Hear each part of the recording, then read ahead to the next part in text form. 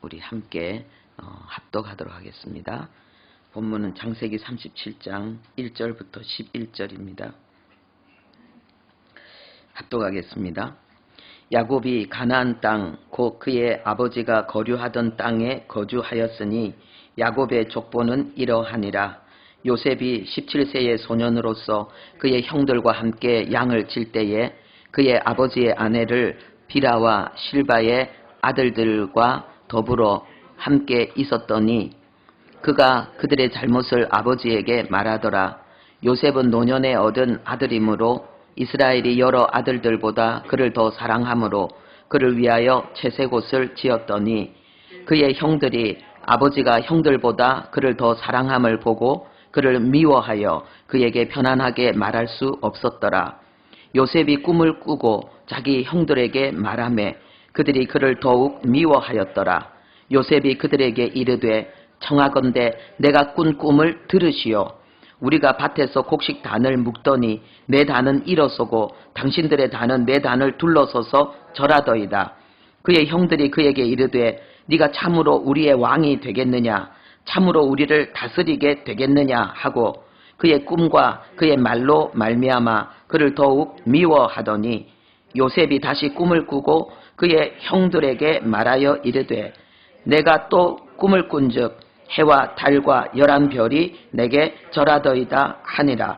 그가 그의 꿈을 아버지와 형들에게 말하매 아버지가 그를 꾸짖고 그에게 이르되 네가 꾼 꿈이 무엇이냐? 나와 내 어머니와 내 형들이 참으로 가서 땅에 엎드려 네게 절하겠느냐? 그의 형들은 시기하되 그의 아버지는 그 말을 간직해 두었더라. 아멘. 설교 본문을 나누기 전에 지난주에 받은 은혜를 여러분들과 함께 나누기를 원합니다. 기독교에 대해서 이기적인 좀 집단이다. 자기 세를 부리려고 전도하고 선교하는 데는 상당히 열을 내지만은 사회적인 아픔, 약자를 돌보는 데는 관심이 없다. 이런 편견이 우리에게 있습니다. 여기 PPT 준비해 주세요. 그런데 실제로 그런가? 그 부분에 대해서 저도 좀 그런 생각이 들었었는데 좀 부끄러웠습니다. 이 내용을 접하고 이 세마 인성교육 시간에 접한 내용인데요. 종교기관별 헌혈 실적이 나와 있습니다. 개신교가 83.3%, 불교가 불교가 0.9%, 여기는 안 쓰여 있는데 여기 주보 여기 보면 또 더 자세히 있습니다. 불교가 0.9%, 원불교가 5%, 천주교가 10%. 엄청나죠? 개신교가 이렇게 헌혈에 많이 참여하고 있다는 것입니다. 그 다음에 골수 기증 기증자 현황, 골수 기증자 현황을 보면은요, 개신교가 27.6%, 천주교가 6.3%, 그리고 불교는 5.7%, 원불교는 제로, 그리고 기타 종교를 다 합쳐도 10.2%, 그 다음에 나머지는 일반인들. 이것도 다른 종교와 비교할 수 없을 정도로 기독교인이 많이 참여하고 있습니다. 그리고 구호 활동이 있습니다. 한국 주요 3대 종교의 구호 활동이 나와 있는데요. 대북 인도적 지원, 여기에 대해서는 좀 상당한 이의 제기도 있지만은 그 부분이 51.1%, 그리고 천주교는 1.7%, 불교는 1.2%, 비교가 안 되죠. 그리고 나머지가 46%입니다. 수재의연금 낸 게 어느 정도냐? 기독교는 68.6%, 천주교는 0.5%, 불교는 15.8%. 비교가 안 되죠. 대구 지하철 화재 의연금, 기독교는 69.7%, 약 70%가량이 기독교인들이 냈습니다. 그 다음에 천주교는 7.1%, 불교는 12.7%, 해외 인도적 지원, 해외에 재난을 당했거나 이 어려운 일을 당한 사람을 돕는 비율이 어떻게 되느냐. 기독교가 64.9%, 천주교는 3.4%, 불교는 천주교가 3.4%, 불교가 1.5%, 그 다음에 기타 모든 종교를 합친 게 30.3%. 예. 종교 공동기관이. 자, 이걸 한번 보십시오. 우리가 일반적으로 우리 스스로도 생각하고, 사회에서 많이 이야기하는 내용, 얼마나 오해와 편견으로 비롯된, 잘못된 이야기였는가, 우리는 알 수 있습니다. 교회는 우리의 부족함이나 그리고 우리 안에 일어나는 어떤 세속적인 부패에 대해서 스스로 자정 능력을 잃지 않기 위해서 끊임없이 몸부림쳐야 됩니다. 그렇지만은 근거 없는 교회에 대한 비난, 그런 비난에는 너무 쉽게 위축되지 말고 그것을 반박할 수 있는 논리와 용기를 발휘할 수 있는 우리들이 되어야 되겠습니다. 아멘.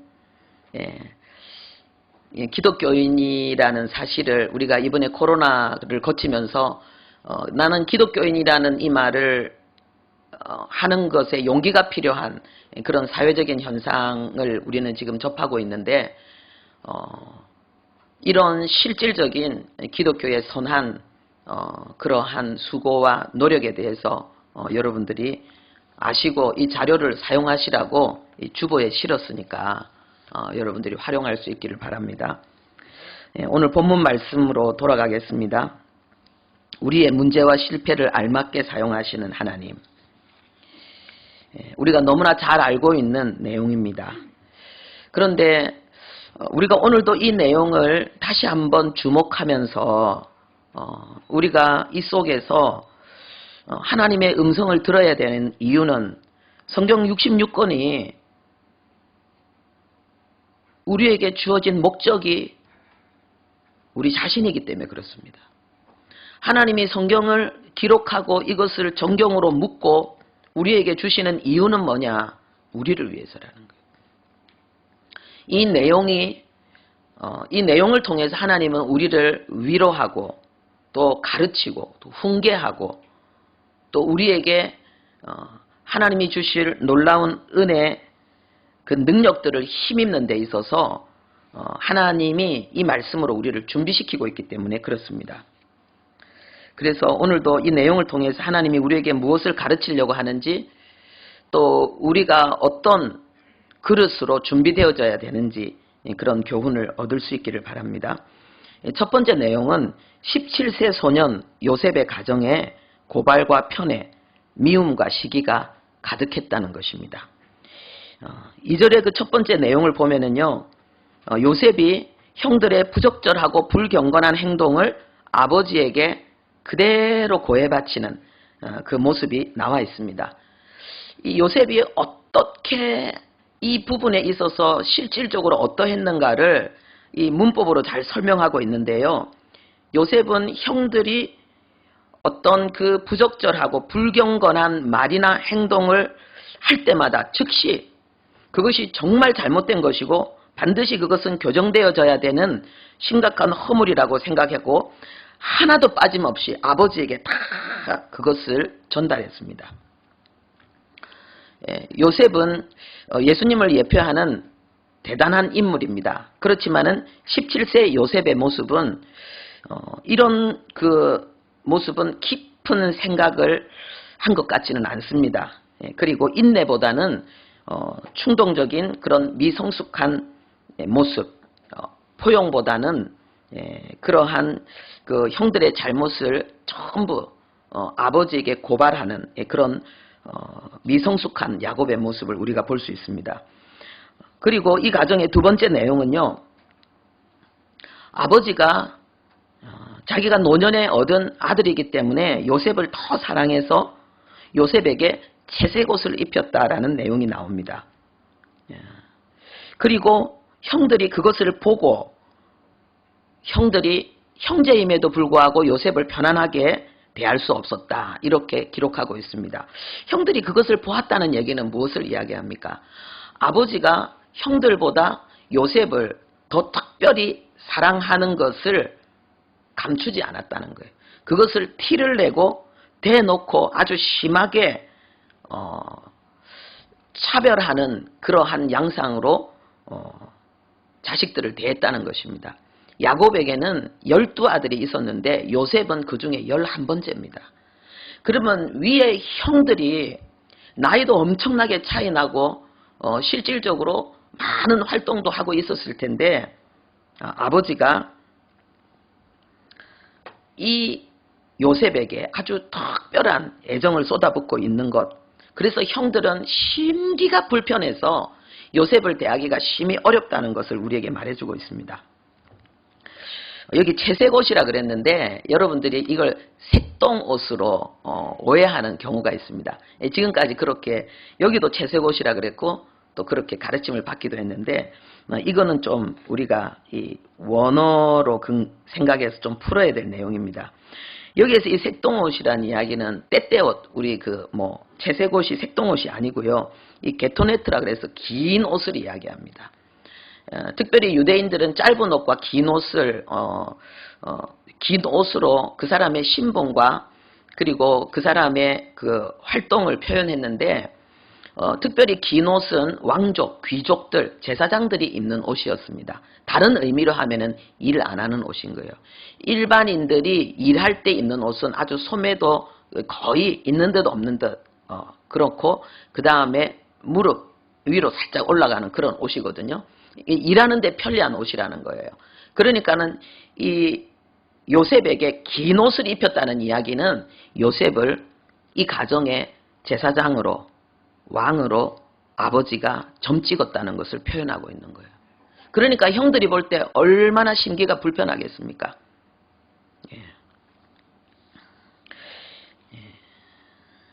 그런데 여기서 잠깐 우리가 좀 생각해야 될 것이 뭐냐면은 이 옷은 신앙 전수의 깃발을 그 12아들 중에서 위에 10명이나 되는 형을 제끼고 아버지가 지금 요셉에게 주었다는 거거든요. 자기의 후계자로 삼았다는 거거든요. 아담이 입었던 옷을 혹시 여러분 생각해 보셨습니까? 아담이 이렇게 삼각 팬티 입고 그리고 하와는 그 수영복처럼 그렇게 입고 에덴 동산에서 나왔을 것이다. 이렇게 보통 생각하는 경우가 많이 있지요. 하나님께서 아담에게 하와에게 입혔던 옷도 긴 옷이었습니다. 그게 뭐냐? 이건 놀라운 이야기인데요. 아담이 인류의 대표로서 전 인류를 죄의 종으로 하나님과 분리된 가운데 이 처참한 형벌의 삶을 살도록 한 장본인이잖아요. 그런데 하나님은 아담을 용서하신 거예요. 그리고 하나님은 아담에게 제사장의 직분을 허락하신 거죠. 하나님과 아담이 화해하고 이제 그 분리된 삶이 아니라 하나님의 은혜와 긍휼을 힘입는 그 삶을 살게 된 그 상징적인 내용이 뭐냐? 이 아담이 입은 옷이에요. 왜냐하면은 이 아담이 입은 옷은 특별히 가죽으로 만든 게토네트, 긴 옷이었거든요. 그 말은 뭡니까? 한 생명이 죽었다는 거예요. 예수 그리스도의 십자가의 희생을 예표하고 있는 거지요. 그래서 구원의 은총을 입은 그 모습을 하나님이 아담이 입은 옷으로 표현하고 있는 것입니다. 하나님이 용서하시고 그리고 하나님이 아담을 다시 인류를 대표하는 그런 영적 제사장으로 그 복음의 그 내용을 전수하는 자로 하나님이 세웠다는 걸 볼 수 있습니다. 하나님의 은사와 부르심에는 후회함이 없다는 것을 확인하는 내용이지요. 이 부분을 보면서 또 떠오른 생각이 뭐냐? 하나님께서 예수님께서 베드로를 찾아가신 장면입니다. 베드로가 예수님을 3번 부정했잖아요. 나의 스승이 아니라고. 나는 그의 제자가 아니라고. 예수님을 위해서 목숨까지 바치겠다고 했던 그 선언을 단번에 엎어버렸죠. 사도로서 주어졌던 하나님이 주셨던 그 직임을 감당할 자격을 스스로 상실한 거죠. 그런데 부활하신 주님이 베드로를 만나서 베드로가 다시 예수님에 대한 사랑을 3번 고백하게 하시면서 베드로의 그 사도의 사명을 다시 재확인시켜 줍니다. 할렐루야. 하나님의 깊은 마음, 그리고 우리를 한번 사랑하시면 끝까지 사랑하시고 우리에게 주신 은사, 우리에게 주신 그 부르심에 대해서 후회함이 없는 하나님의 모습을 볼 수가 있습니다. 하나님이 여러분들에게도 그 사랑을 지금 하고 계십니다. 우리가 그 사랑을 받고 있기 때문에 우리가 지금 이곳에 있는 것입니다. 할렐루야. 우는 사자처럼 마귀가 우리의 믿음을 빼앗으려고 그토록 방해를 해도 우리가 여기 있는 것, 바로 하나님의 그 신실하신 사랑입니다. 그런데 하나님은 자격 없는 우리에게 자격을 주시고, 그래서 하나님의 그런 영광과 영생을 우리에게 주기 위해서 하나님의 이 신실하심을 우리에게 계속 베풀어 주기 위해서 하나님은 엄청난 대가를 지불하셨습니다. 하나님은 너무나 큰 희생을 스스로 담당해야 됐습니다. 그게 바로 십자가입니다. 그래서 이 십자가를 통해서 우리의 파멸과 우리의 수치를 예수님이 대신 담당하시고 잃어버린 자격을 다시 우리에게 부여하면서 하나님의 자녀의 권세와 영광의 삶을 우리에게 허락하신 하나님, 얼마나 고맙고 감사한지요. 그런데 이 야곱이 자기가 생각할 때는 이 요셉이 굉장히 영민하고, 그리고 영적인 진리에 대해서 최고로 집중했고, 그리고 자기가 너무나 사랑하는 라헬의 장자였기 때문에 이 요셉을 장자로 세우기를 원했고, 그 족장 시대니까 자기의 대를 이어서 그 왕으로, 자기 그 집안의 왕으로 세우기를 원했지만은 하나님이 세운 자는 유다였습니다. 그래서 여러분들이 그 예수님의 계보를 보면은 야곱 다음에 유다의 이름이 적혀 있습니다. 요셉이 아니고. 우리가 이것을 보면은 아버지 이삭처럼 이 야곱도 인간적인 애착으로 하나님의 뜻을 곡해하고 하나님의 선을 부분적으로 넘어 있는 모습을 우리가 보게 됩니다. 저는 사실 두렵습니다. 저에게는 깊은 두려움이 있는데, 제가 하나님의 뜻을 곡해하거나 하나님의 뜻을 저버리는 이런 일들이 나에게 얼마나 많이 더 일어나겠습니까? 그 가능성 때문에 두렵고요. 그리고 또 우리 교회 안에 함께 부름받은 우리 사역자들, 그리고 우리 실행위원들, 우리 집사님들이 하나님의 뜻을 곡해하거나 선을 넘는 부분들이 있을까 봐서 늘 두렵습니다. 저를 비롯해서 이 교회 일꾼들이 인간적인 생각으로 하나님의 뜻을 방해하는 경우가 많이 있습니다. 그래서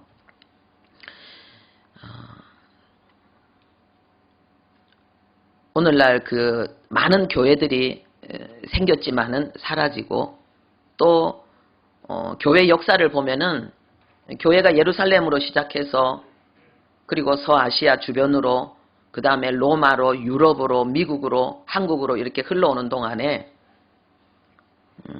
많은 교회들이 엄청 부흥했지만은 교회가 사라지는 그러한 모습들을 보게 됩니다. 그 이유는 분명히 있거든요. 우리 안에도 영적인 싸움을 계속하지 않으면은, 그래서 교회 생명력을 유지하지 않으면은 이 촛대가 옮겨지는 일이 안 일어난다고 어떻게 할 수 있겠습니까? 그래서 거기에 대한 두려움이 저에게 있습니다. 그래서 교회를 교회되게 만드는 데 있어서 가장 중심 일을 하는 사람이 일꾼들이고, 또 교회를 무너뜨리는 데 있어서도 가장 중심되는 사람들이 일꾼들이기 때문에 저는 그 부분이 두렵습니다. 어제 우리 청년들과 같이 이제 여름이 이제 코앞에 와 있지 않습니까? 그래서 우리가 하의의 길이에 대해서 생각해 봤습니다. 치마 길이뿐만 아니라 바지 길이. 여름 되면 막 핫팬츠도 입고 다니잖아요. 그래서 과연 그리스도인들은 그 길이가 어느 정도 되어야 되는가, 거기에 대해서 많은 디베이트, 우리가 논쟁을 했습니다. 그러면서 굉장히 훌륭한 논리들을 다 나름대로 찾아냈습니다. 우리가 서로 대화하는 가운데 각자의 마음속에 주신 그 하나님의 말씀과 그 감동들을 쏟아내는 가운데 아주 훌륭한 그런 내용들이 나왔습니다. 더 자세한 내용을 알기를 원하면은 저에게 질문하거나 우리 청년들에게 질문하시면 됩니다.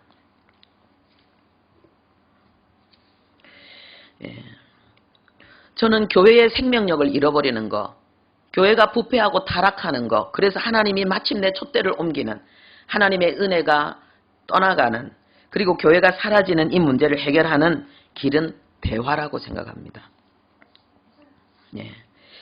하나님도 그래서 하나님의 자녀들에게 쉬지 말고 기도하라, 대화하자라고 말씀하시지 않습니까?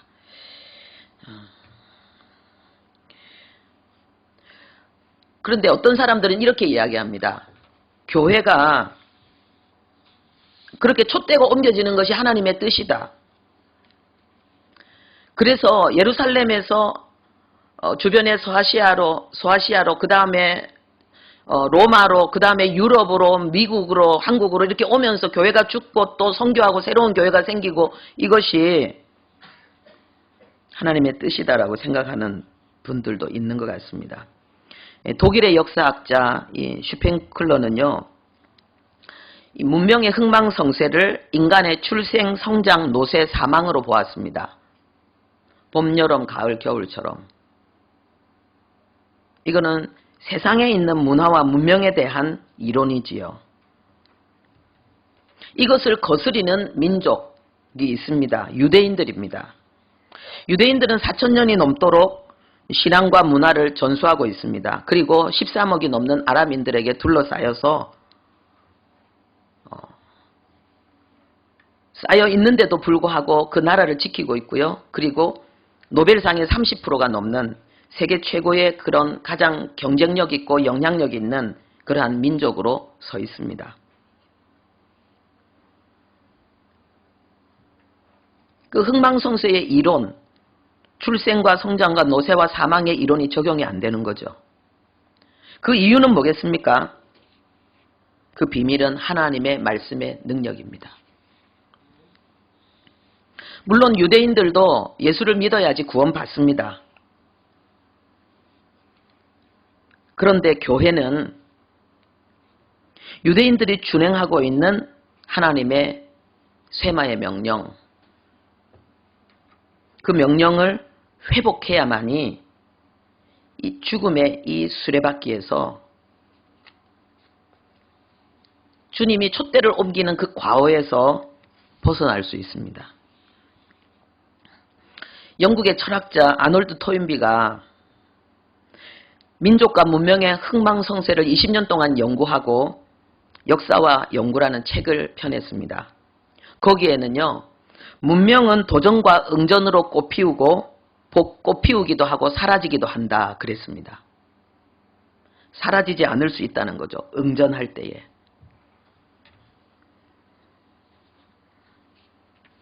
구약 성도들이 쇠마를 통해서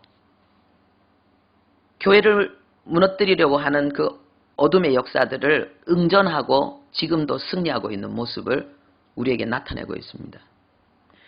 유대인들이 예수님을 죽였다고, 그들은 구약의 율법을 붙들고 있다고, 복음을 붙들고 있지 않다고 우리가 무조건 무시하고 외면할 것이 아닙니다. 교회의 생명력이 사라지고 교회 촛대가 옮겨지고, 그래서 번성했던 교회는 유적지로 남는 것은 하나님의 뜻이 아닙니다. 이것은 우리가 회개해야 될 내용입니다. 계시록 2장에 에베소 교회가 나오는데 거기에 예수님의 모습은 7별을 붙들고 7금 촛대 사이를 거니시는 분이다 그랬습니다. 여기서 7별은 교회 지도자를 이야기합니다. 7금 촛대는요, 교회를 이야기합니다. 그런데 그 교회 속에 하나님의 임재, 하나님의 은혜를 상징하고 있는 것입니다. 그런데 그 에베소 교회를 향해서 얼마나 똑똑하고 유능하고 하나님의 일에 열심히 있는 그 교회를 향해서 하나님이 말씀하시는 내용이 뭐냐? 회개하여 처음 행위를 가지라. 만일 그리하지 아니하고 회개하지 아니하면 내가 네게 가서 네 촛대를 그 자리에서 옮기리라. 촛대를 옮기겠다는 거예요. 하나님이 에베소 교회를 향해서 요구하셨던 잃어버린 행위, 그들이 회복해야 될 행위는 첫사랑이었습니다. 지금 우리 개신교회가, 우리 기독교회가 하나님의 촛대가 자꾸 옮겨지는, 물론 우리가 그 풍선에 바람이 꽉 차 있을 때 한쪽을 꽉 잡으면은 이 안에 있는 공기가 딴 쪽으로 가서 딴 쪽이 불쑥 피어나옵니다. 하나님의 교회가 어떻게 죽을 수 있습니까? 그런데 하나님의 교회의 생명력이 떠나면 그 지역에 있는 교회는 죽습니다.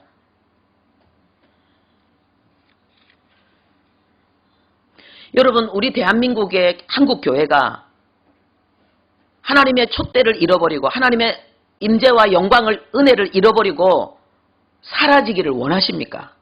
우리의 자녀들이 더 이상 복음을 들을 수 없고 예배할 수 없는 그러한 한국교회가 되기를 원하십니까? 하나님은 원하지 않습니다. 그래서 하나님은 회개하라고 말씀하십니다.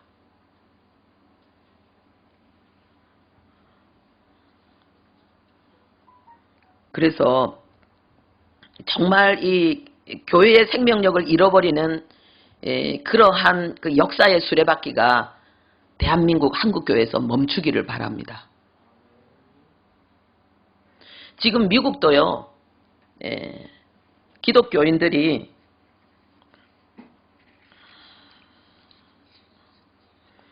기독교 신앙으로 살아가기가 힘든 부분들이 많이 있습니다. 그래서 한국교회가 힘을 내야 됩니다. 근데 토인비는 문명이 붕괴하는 이유를 3가지로 요약했습니다. 그 첫 번째가 뭐냐? 지도자들이 창조의 힘을 잃어버렸다는 거예요. 계속 새로운 아이디어를 내야 되는데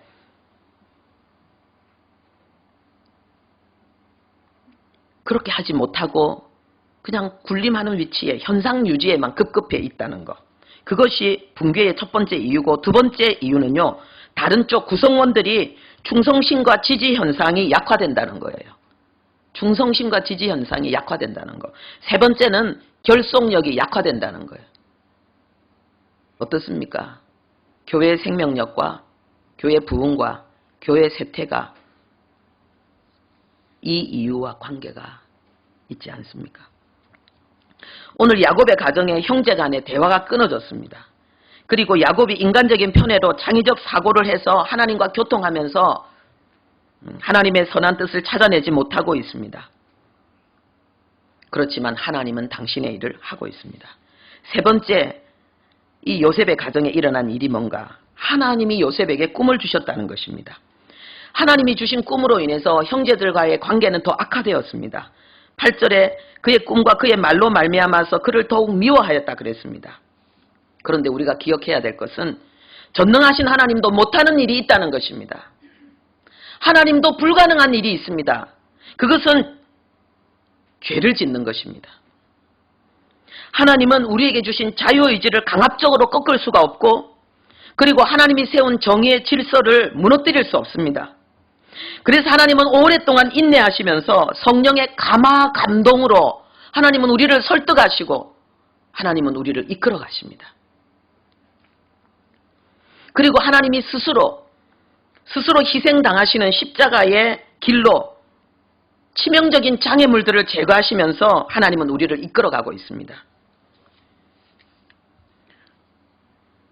주님이 2000년 전 십자가를 지셨고 주님의 마음으로 충만한 수많은 순교자들, 헌신자들의 피 흘림 희생을 통해서 하나님의 교회는 하나님의 구원 역사는 계속 진행되고 있습니다. 우리가 죄악으로 인해서 미련해지면 하나님의 마음과 일하심을 볼 수가 없습니다.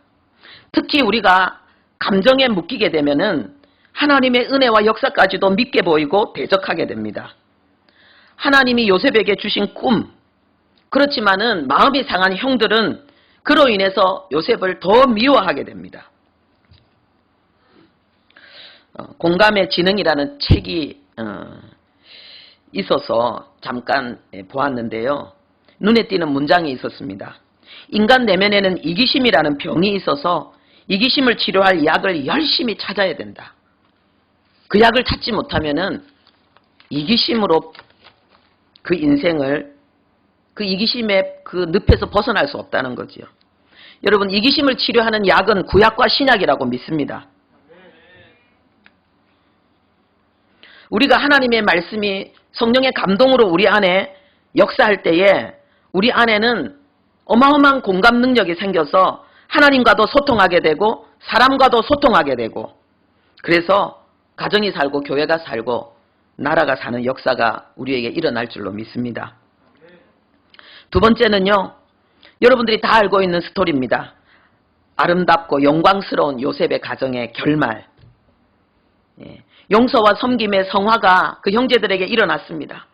그리고 죽을 수밖에 없는 그런 기근의 재난에서 건진받는 역사가 일어났습니다. 그리고 하나님의 말씀, 애굽으로 그들의 삶의 그 자리가 옮겨지는 말씀의 성취가 일어났습니다. 저는 이 내용을 볼 때마다 그 에서와 그 야곱의 화해처럼 이 10명의 형제들과 그리고 이 요셉의 아름다운 화해의 장면을 볼 때마다 정말 놀랍습니다. 세상에는 거의 보기 힘든 그런 너무나도 멋진 스토리입니다. 여러분 알고 있지 않습니까? 형들이 그 요셉의 동생 베냐민을 위해서 자기의 남은 생을 다 희생하려고 합니다. 그리고 요셉은 형들을 끌어안으면서 당신들이 나에게 끼친 해로 인해서 걱정하지 마시라고, 하나님께서 당신들의 생명을 보존하시고 형들의 후손들을, 가족들을 하나님이 보존하기 위해서 나를 이 땅에 보내신 것이라고. 얼마나 아름다운 화해입니까? 하나님이 우리를 사로잡으면은 화해가 이루어지는 거예요. 절대로 용서할 수 없고 절대로 이해할 수 없고 연합할 수 없는 그런 관계가 아름다운 연합으로, 하나됨으로 회복되어지는 것입니다. 하나님의 이 은혜가 여러분의 가정에, 우리 교회에, 이 민족 가운데 충만하게 풀어지기를 바랍니다.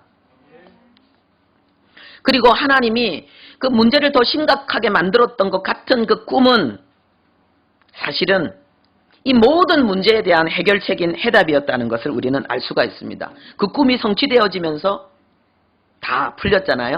그런데 중요한 건 뭐냐? 이 과정 속에서 하나님이 에서의 마음이 어떻게 성화되었는지, 그리고 10명 형들의 마음이 어떻게 성화되었는지 하나님은 침묵하고 있습니다. 그런데 성경이 기록하고 있는 내용은 뭐냐?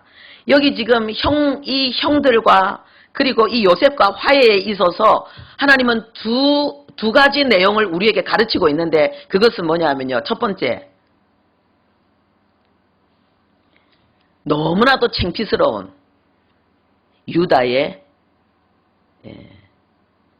가정 문제입니다. 그러니까는 이 12명 아들 중에서 이 스토리가 유다하고 그 다음에 요셉에게 집중되어지는데요. 유다에게 집중된 스토리의 내용은 뭐냐? 며느리 다말에게 당하는 유다가 당하는 스토리가 있어요. 치명적인 실패, 그리고 자기의 인본주의가 수치를 당하는, 그래서 다시 회개하고 다시 신본주의로 이 유다가 일어나는 이 모습을 하나님 기록하고 있고요. 그 다음에 다른 부분은 뭐냐?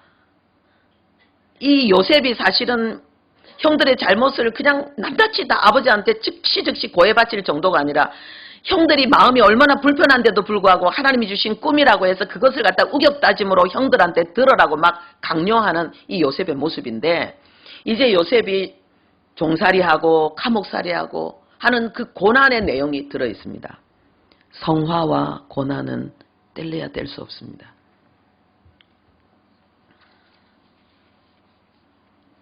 마지막 하나님이 우리에게 주는 교훈, 현재를 속단하지 맙시다. 17세 청소년 요셉의 가정은 최악입니다. 그런데 22년 뒤 요셉의 가정은 최고의 가정이 되었습니다. 그렇게 형제가 돈독할 수 없어요. 완전히 하나 됐죠. 네. 현재 우리에게 주어진 삶, 때로는 문제, 아픔이 전부라고 우리는 결코 생각하지 말아야 됩니다.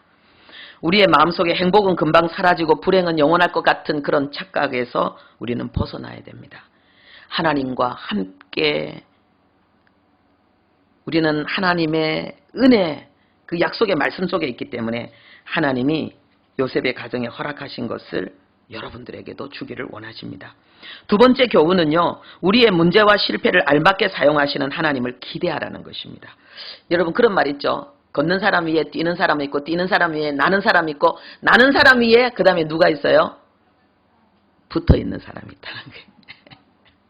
붙어있는 사람. 나는 사람에게 붙어있으면 돼요.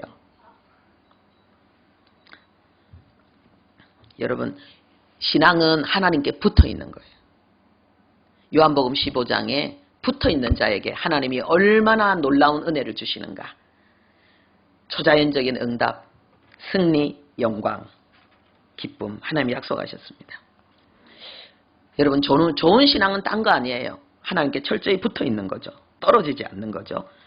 마지막 세 번째 하나님이 주신 교훈은요, 우리의 기쁨과 감사가 하나님의 목적이라는 것입니다.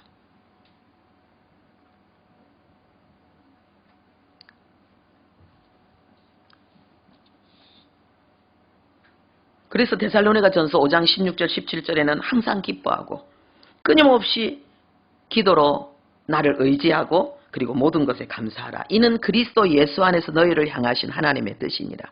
여러분, 그리스도 예수라는 말이 딱 선포되어지면은 이건 무엇을 이야기하는 줄 압니까? 예수님의 고난을 이야기하고 예수님의 고난과 승리를 이야기하는 거예요.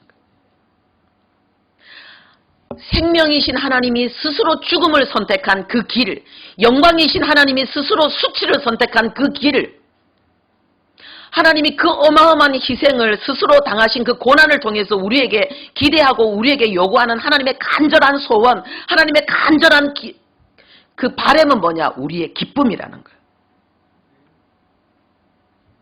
그래서 기도로 붙어있고 우리의 삶 속에 하나님의 숨은 뜻을 찾아서 감사하라는 것입니다. 이것은 아버지입니다. 하나님은 우리에게 아버지십니다. 하나님이, 전능하신 하나님이 할 수 없는 것, 우리의 자유의지를 강압적으로 꺾으실 수 없습니다.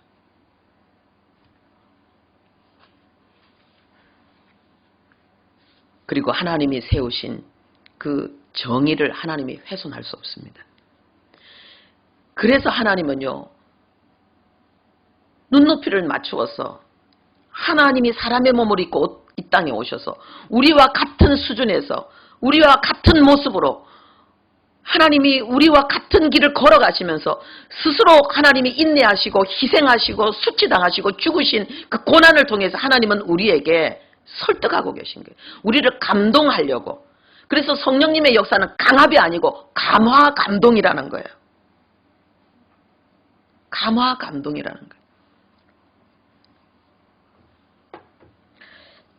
주님의 마음을 함께 나눌 수 있기를 바랍니다. 시간이 좀 많이 지났는데 지금 12시 3분입니다. 제가 12시에는 마치고 싶었는데 그래도 우리 함께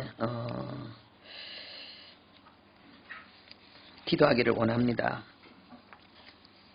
우리의 문제와 실패를 알맞게 사용하시는 하나님, 이 형들이 요셉한테 상처받고 아버지한테 상처받고 하나님 아버지에게 상처받았지만 그러나 상처가 전부가 아니었습니다. 놀라운 역전의 역사가 그들에게 일어났습니다. 우리의 삶 속에도 똑같습니다. 우리의 문제와 우리의 실패를, 우리 속의 악을 주님이 해결하시는, 하나님이 해결하시면서 우리에게 생명과 존귀와 영광을 주기 위해서 하나님이 우리를 이끌어 가시는 놀라운 수고의 역사들이 있습니다. 성령이 아니고서는 알 수도 없고 우리에게는 고통만 있습니다. 그러나 오늘 하나님 말씀하십니다. 속단하지 말고 나에게 붙어 있으라.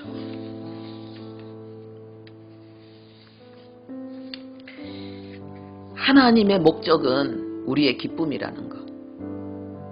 그래서 깊이 생각하고 깊이 살펴보면은 감사의 내용을 찾을 수 있다는 것. 그때 우리는 하나님과 연합하는 것이고 새로운 역사가 우리에게 펼쳐진다고 말씀하고 있습니다. 우리 잠깐 기도합시다. 하나님, 우리가 서두에 기독교에 대한 오해와 편견이 얼마나 근거 없는 잘못된 것인가를 알았는데 하나님에 대한 우리 생각, 우리 삶에 대한 우리 생각도 오해와 편견이 아닌지, 그래서 우리가 하나님과 화해하지 못하고 나 자신과 화해하지 못하고 가족들과 화해하지 못하고 교회 공동체와 화해하지 못한 가운데 위기 가운데 있지는 않은지, 회개해야 될 것을 찾고 회복되는 우리들 되게 해달라고 우리 시간 잠깐 하나님 앞에 간절히 기도하겠습니다.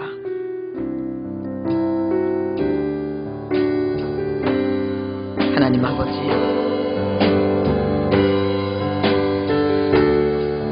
우리를 하나님의 형상으로 지으시고 하나님보다 조금 못한 자, 하나님의 영광 가운데 우리를 부르시고 영원히 하나님의 영광으로 함께 하자고 말씀하시는 아버지, 그 자격을 잃어버린 우리를 다시 찾아오셔서 우리가 상상할 수 없는 수치와 고통의 쓴 잔을 마시고 다시 우리에게 자격을 부여하시며 그 길로 가자고 말씀하시는 아버지, 우리를 이 땅에 살게 하셔서 이 진리의 증인으로 동력자로 하나님 또 죽은 자를 살리는 그 귀한 역사의 씨앗으로 그물로 우리를 사용하기를 원하시는 아버지,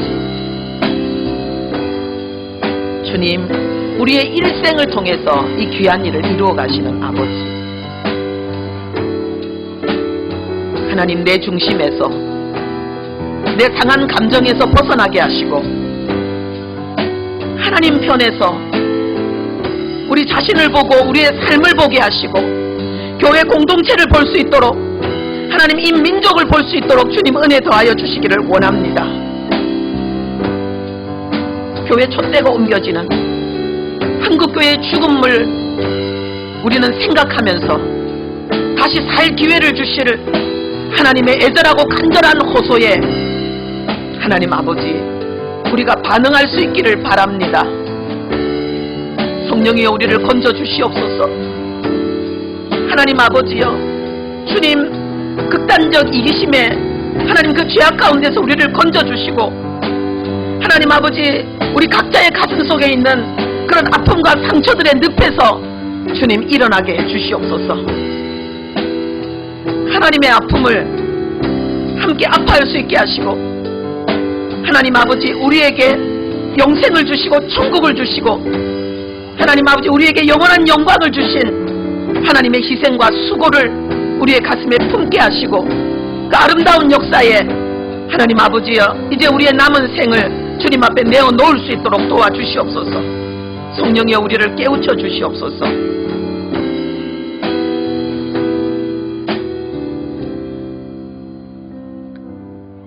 우리에게 지혜를 주신다고 말씀하시는 아버지,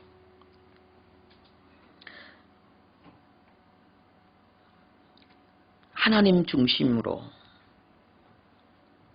하나님 가족과 교회와 민족과 열방을 품는 가슴으로 살아가는 우리들 되게 주옵소서. 예수님의 이름으로 기도합니다. 아멘.